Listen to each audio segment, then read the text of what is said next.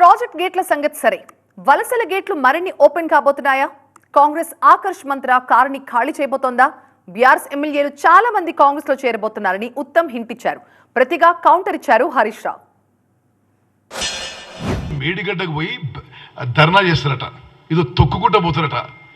జనం నిన్ను నీ పార్టీని తొక్కి బొందబెట్టడానికి సిద్ధమైనరు.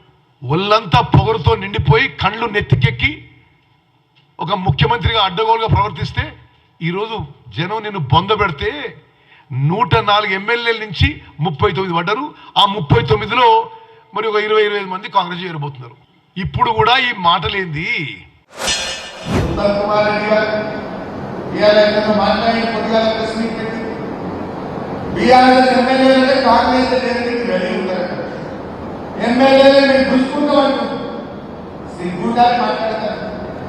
మీ రాహుల్ గాంధీ మీ మేనిఫెస్టోలో ఏ పెట్టిండు?